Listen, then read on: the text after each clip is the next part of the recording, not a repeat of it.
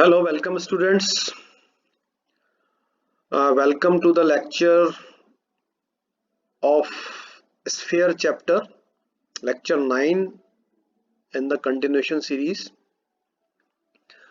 In lecture 7th and 8th, I told you a very important concept. What was the concept? I have, for your help, I have recalled the concept here. Look here. This is the preliminary or the previous concept which I am going to use.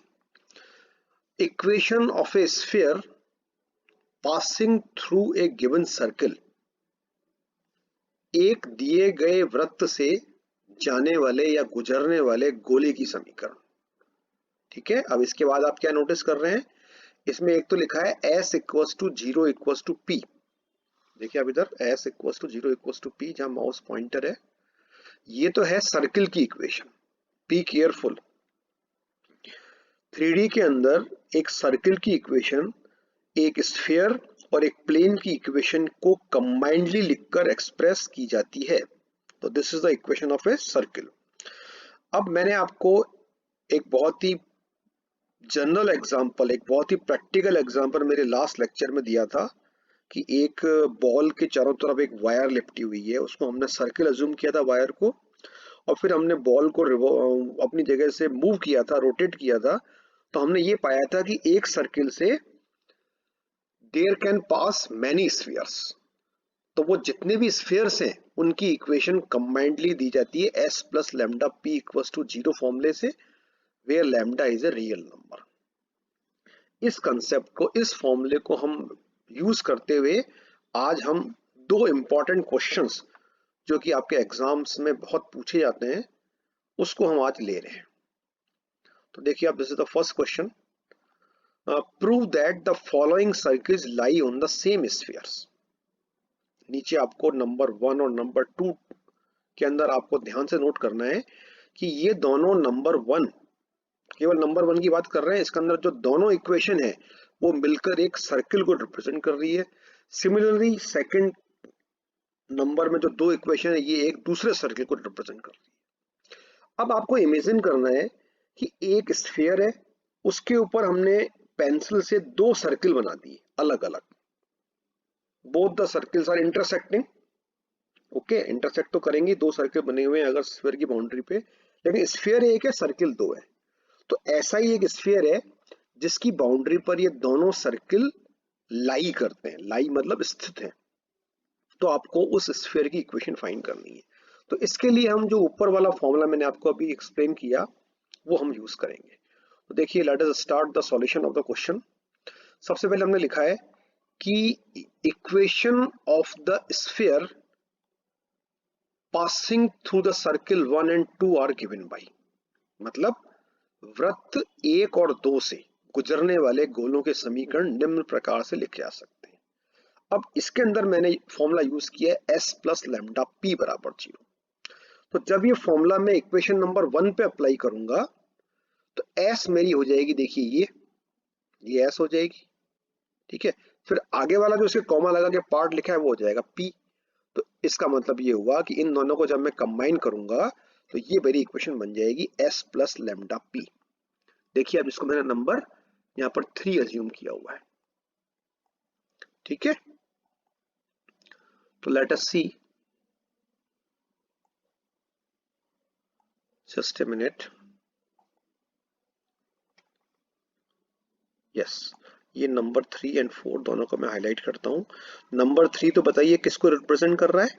Number 3 is the equation of the sphere passing through the circle 1। Similarly number 4 किसको represent कर रहा है, equation of the sphere passing through the circle 2। अब यहाँ पर मैंने एक छोटा सा काम किया है, यहाँ पर मैंने लैम्डा की जगह कांस्टेंट का नाम म्यू रख दिया है, क्योंकि यहाँ पर भी अगर मैं लैम्डा रखता तो फिर हमारा कंफ्यूजन हो जाता। और वैसे भी अगर एक ही स्फीयर है और वो दो सर्किल को कंटेन कर रहा है तो उसको ऑब्टेन करने के लिए यहाँ हमें डिफरेंट डिफरेंट कांस्टेंट यूज करने पड़ेंगे। फिर इसके बाद देखिए हमने क्या किया, थर्ड इक्वेशन से मैंने ऑब्टेन की 3 डैश इक्वेशन, और करके लिखा है ना, और मतलब या मतलब इस थर्ड वाली इक्वेशन को अगर मैं अरेंज करता हूँ लाइक टर्म्स को कॉमन लेकर तो ये बन जाएगी। इसी प्रकार फोर्थ वाली इक्वेशन को अगर मैं अरेंज करता हूँ तो वो 4 डैश बन जाएगी। तो ये 3 डैश और 4 डैश फिर से देखिए एक बार क्या है ये। 3 dash and 4 dash are the equation of the same sphere on which circle 1 and 2 lie, या same sphere which passes through circle 1 and 2। तो यही मैंने यहाँ पर आगे मेरा एक रीजन दिया है, लॉजिक दिया है। देखिए अब क्या रीजन दिया, ये रीजन आपको बहुत carefully as it is exam में लिखना है कि यदि वृत्त 1 व 2 एक ही गोले पर स्थित हैं तब लैम्डा व म्यू के विशेष मानों के लिए 3 डैश और 4 डैश सेम स्फीयर को रिप्रेजेंट करेंगे। तो ये इक्वेशन जो होंगी 3 डैश और 4 डैश ये समरूप बन जाएगी। समरूप मतलब एग्जैक्टली सेम, आइडेंटिकल। तो अगर ये दोनों इक्वेशन अगर हम यहाँ पर ये लॉजिक दे रहे हैं कि 3 dash and 4 dash are same, तो इसका तुरंत अगला वाला हमारा फिर मैथमेटिकल लॉजिक क्या होगा कि इक्वेशन 3 डैश और 4 डैश जो होगी वो सेम हो गई। तो इसमें हम एक्स वाई जेड के कोफिशिएंट्स यानी गुणांकों और अचर पदों की तुलना करने पर, मतलब अब मैं क्या करूंगा 3 डैश और 4 डैश इक्वेशन में जो x के कोफिशिएंट्स हैं उनको मैं इक्वल कर दूंगा। तो देखिए अगर मैं इसमें x के कोफिशिएंट को इक्वल करता हूं तो देखिए आप 3 डैश में x का कोफिशिएंट देखिए ध्यान से -2 लिखा है मुझे दिख रहा है, और 4 डैश में x का कोफिशिएंट लिखा है म्यू -3। इसी प्रकार फिर आगे इससे मुझे इक्वेशन 5 ऑब्टेन हुई। फिर आप देखिए इक्वेशन नंबर 6 क्या कहती है, इसमें मैंने y के कोफिशिएंट इक्वल कर दिए।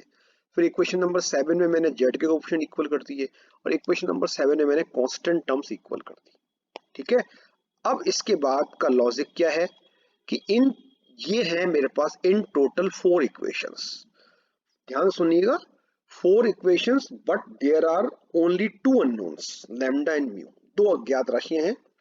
तो ये जो 2 अज्ञात राशियां हैं मैं इन 4 में से किसी भी 2 को जो भी सरलतम इक्वेशन है उनसे सॉल्व करके प्राप्त कर लूंगा। जैसे आप देखिए इक्वेशन नंबर 5 इमीडिएटली म्यू का मान देती है, म्यू बराबर -3 को मैं इधर भेज दूंगा तो म्यू इक्वल्स टू -1 आ जाएगा, 1 सॉरी, और लैम्डा के लिए 5 को उधर भेज दूंगा तो लैम्डा इक्वल्स टू -1 आ जाएगा। तो मैंने यहाँ लिखा है देखिए आप यहाँ पर साइड में कि समीकरण 7 व 8 से लैम्डा बराबर -1 व म्यू बराबर 1 मान प्राप्त होते हैं जो स्पष्टतः 6 व 7 को भी संतुष्ट करते हैं।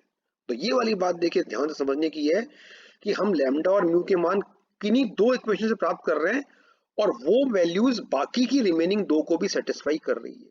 अगर मैं लैम्डा और म्यू के मान सपोज 5 और 6 से प्राप्त करता, कैसे करता, म्यू की वैल्यू 5 दे रही है तो उसको मैं पुट कर दूं 6 में तो वो लैम्डा निकल जाएगा, तो फिर वही वैल्यूज आती और वो 7 और 8 को सेटिस्फाई कर दी। तो ये हमारा यहाँ मेन लॉजिक है कि ये जो लैम्डा और म्यू के मान है जो कि 4 चीजें इक्वल करने से आई, x का कोफिशिएंट, y का कोफिशिएंट, z का कोफिशिएंट और कांस्टेंट, लेकिन इससे निकले ये दो इक्वलिटी से और बाकी 2 को भी सेटिस्फाई कर रहे हैं। इसका मतलब कि अगर ये लैम्डा और म्यू के मान में या तो लैम्डा का मान भरूं 3 डैश में या म्यू का मान भरूं मैं 4 डैश में, उससे मुझे सेम इक्वेशन ऑब्टेन होगी, और ये जो सेम इक्वेशन ऑब्टेन होगी यही मेरी रिक्वायर्ड स्फीयर की इक्वेशन होगी जो सर्किल 1 और 2 को कंटेन करती है, या सर्किल 1 और 2 इस पे लाई करता है। अब देखिए नेक्स्ट एक क्वेश्चन हमने आपके सामने किया है, ये भी बहुत इंपॉर्टेंट क्वेश्चन है, ये आपके एग्जाम्स में कई बार पूछा जाता है।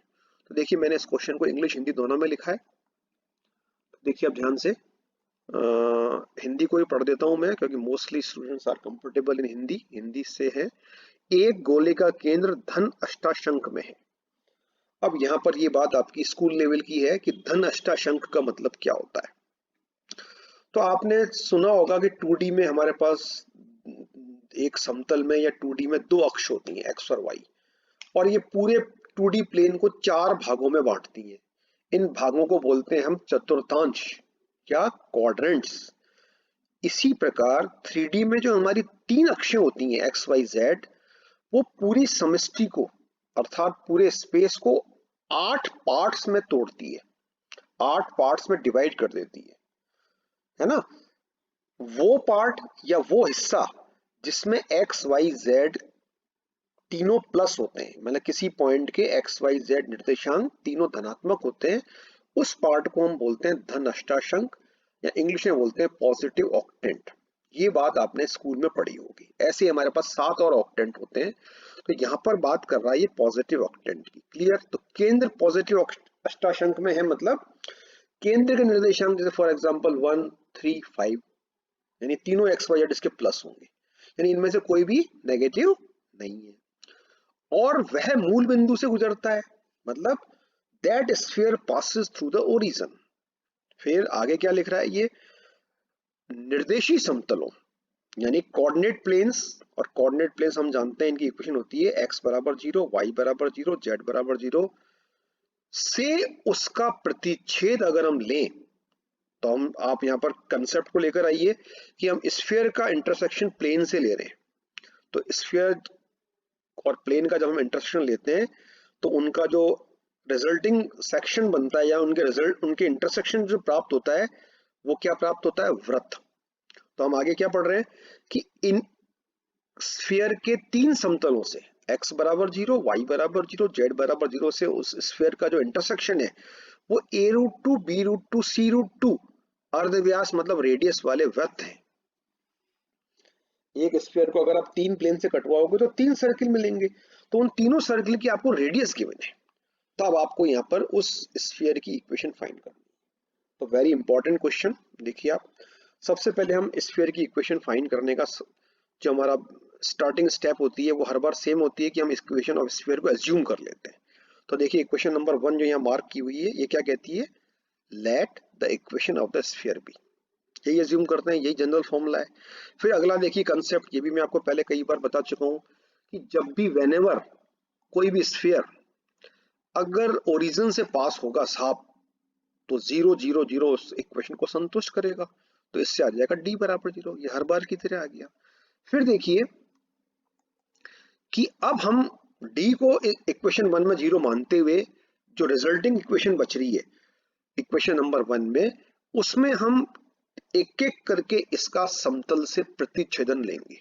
तो सबसे पहले हमने क्या कहा है कि अगेन प्लेन x बराबर 0, अगेन प्लेन x बराबर 0, आगे पढ़ते जाइए क्या लिखा है, cuts the sphere 1 in a circle of radius a√2, so putting x बराबर 0 इन 1, द रिजल्टिंग इक्वेशन, बताइए इक्वेशन अगर 1 में मैं x को 0 पुट कर दूं, तो देखिए 1 में आप 1 को देखिए, x को 0 पुट करने से x की टर्म सब जगह 0 हो जाएगी, और d तो हमने ऊपर कह दिया 0 है, तो रिजल्टिंग इक्वेशन ये बच रहेगी। अब आप ध्यान से देखिए साहब, ये जो इक्वेशन है ना ये एक वृत्त की है, इसको आपको देखना और समझना आना चाहिए। क्यों ये वृत्त की है, क्योंकि साहब वृत्त की एक्स वाई प्लेन में जो समीकरण होती है ना, क्या होती है, x square plus y square plus 2gx plus 2fy plus c बराबर 0, ये वैसी तो है, ये सिर्फ अंतर क्या है, एक्स वाई की जगह वाई जेड है। तो मैंने क्या लिखा है आगे, it must represent a circle in y z plane, और यही सारी बात मैंने हिंदी में लिखी है। तो अब हम यहाँ पर क्या कह रहे हैं कि ये जो सर्किल है इसकी त्रिज्या a√2 है। तो इस इक्वेशन पर, इस पे देखिए आप ध्यान से, मैं खाली इसी को आपको हाईलाइट करके बताता हूं, ये जो मेरा सर्किल है, ये सर्किल, और इसकी रेडियस है a√2, तो इस सर्किल पे मैं रेडियस का फॉर्मूला अप्लाई कर रहा हूं, कौन सा formula, √g² plus f² minus c। तो जब मैंने ये वाला फॉर्मूला इस पे अप्लाई किया तो आई ऑब्टेन्ड दिस वन, देखिए आप 10 करके क्या लिखा है, 10 मतलब होता है हिंदी में अतः, तो ये आ गया सब आपके √v² प्लस w² बराबर a√2। ठीक है, देखिए अब क्यों आया ये, क्योंकि g की वैल्यू यहाँ पर आप देखिए ऊपर वाली इस इक्वेशन में v है, f की वैल्यू w है, और c इसमें 0 है। ठीक है, तो ये रेडियस फॉर्मूले से आई, और ये a√2 जो है इसके इक्वल कर दी, क्योंकि हमें a√2 गिवन है, इसको हमने स्क्वायर करके लिख दिया, तो ये नंबर 2 आ गई। इसी प्रकार से अगर मैं ये तर्क देता हूं कि अगर गोले एक का मैं y बराबर 0, आगे पढ़ते जाइए, और z बराबर 0 से अगर मैं प्रतिच्छेदन लूं तो रेडियस मुझे प्राप्त होती है b√2 व c√2। ठीक है, तो ये आ गई साहब रेडियस, ये दो इक्वेशन आ जाएंगी 3 और 4। अब ये इक्वेशन 2, 3 और 4 पे जरा आप फोकस कीजिए ध्यान से, देखिए आप 2 नंबर इक्वेशन, 3 नंबर इक्वेशन और 4 नंबर इक्वेशन। तो इसको आप यूं समझिए साहब कि जो 3 इक्वेशन है ना, 2, 3 और 4, ये आपकी 3 अननोन्स को निकालने की इक्वेशन है। कौन से unknown? V, W and U। तो आप पहले दिमाग में आगे की स्टेप मत पढ़िए, आप खुद सोचिए कि अगर 2, 3 और 4 से मुझे U प्राप्त करना है, U या U स्क्वायर प्राप्त करना है, तो मैं क्या करूंगा? यस, बिल्कुल सही। मैं क्या करूंगा? मैं ये वाला काम करूंगा सब जो नीचे लिखा है कि मैं 3 और 4 को तो ऐड कर दूंगा और इसमें से 2 को घटा दूंगा। तो देखिए आप, ये वाला काम यहाँ मैंने पूरा करके बताया है, दोनों लेफ्ट हैंड साइड और राइट हैंड साइड। इसको करने से आपकी ये V square W square cancel हो गए और U स्क्वायर बच गया। तो 2U स्क्वायर बराबर कितना आ गया? ये आ गया आपके 2 under root B square plus C square minus A square. ठीक है, इसको मैंने रूट ले लिया, 2 को 2 से कैंसिल करके रूट ले लिया। देखिए नेक्स्ट पेज पे ये आ गया U बराबर। अब यहां पर आकर एक इंपॉर्टेंट काम करना पड़ेगा कि ये जो U की वैल्यू आ रही है, चूंकि मैंने रूट लिया तो यहाँ प्लस माइनस साइन आया, तो मुझे यहाँ पर एक प्रॉपर साइन लेना है, कोई भी एक चिन्ह नहीं लेना अपनी मर्जी, तो उसका मैंने यहाँ पर लॉजिक दिया है। तो देखिए ये लॉजिक आपको एज इट इज एग्जाम में लिखना है। क्या लिखा है मैंने? चूंकि गोले एक का केंद्र पॉजिटिव ऑक्टेंट में है, अतः गोले के केंद्र के निर्देशांक यानी कि -u - v - w ये पॉजिटिव होंगे। ध्यान से देखिए आप, हम कह रहे हैं -u - v - w की वैल्यू पॉजिटिव है। In other words u v w के साइन नेगेटिव है, क्योंकि जब u v w नेगेटिव होंगे तो जाकर -u - v - w पॉजिटिव होंगे। ओके, तो आई होप ये वाला लॉजिक आपको समझ में आया होगा। तो इस लॉजिक के हिसाब से हम क्या समझे कि भाई u का जो साइन हमने ऊपर u की वैल्यू निकाली वो हम लेंगे माइनस में, और फिर जो u की वैल्यू आई अंडर रूट में b square plus c square minus a square with negative sign, as it is similarity से मैं v और w की वैल्यू लिख सकता हूँ। ये वाली देखिए आप, तो एट लास्ट मेरे पास u की वैल्यू, b की वैल्यू और w की वैल्यू ऑब्टेन हो गई, और d की वैल्यू मेरे पास ऊपर 0 थी। तो ये u v w की वैल्यूज जब मैंने पुट कर दी इक्वेशन नंबर 1 में, तो इक्वेशन नंबर 1 जो कि मेरी अभिष्ट समीकरण बन गई। मतलब इक्वेशन नंबर 1 उस गोले की समीकरण बन गई साहब जो मूल बिंदु से गुजरता है, पहली बात। दूसरी बात कि इसका अगर हम x बराबर 0 प्लेन से इंटरसेक्शन लें तो रिजल्टिंग जो सर्किल आएगा उसकी रेडियस हो जाएगी a√2। अगर हम इसका इंटरसेक्शन लें y बराबर 0 से तो रिजल्टिंग सर्किल की रेडियस आ जाएगी b√2, और इसी प्रकार इसका हम इंटरसेक्शन अगर z बराबर 0 प्लेन से ले तो हमारे पास जो इसका सर्किल आएगा रिजल्टिंग इंटरसेक्शन सर्किल, उसकी रेडियस हो जाएगी c√2। ठीक है, तो इस प्रकार s प्लस लैम्डा p बराबर 0 जो मेरा फॉर्मूला है, जो किसका फॉर्मूला है फिर से सुनिए कि अगर एक सर्किल s बराबर 0 बराबर p गिवन है तो उससे पास होने वाले स्फीयर की इक्वेशन, तो वो फॉर्मूले पर आधारित हमने डिफरेंट क्वेश्चन यहाँ करने की कोशिश की है।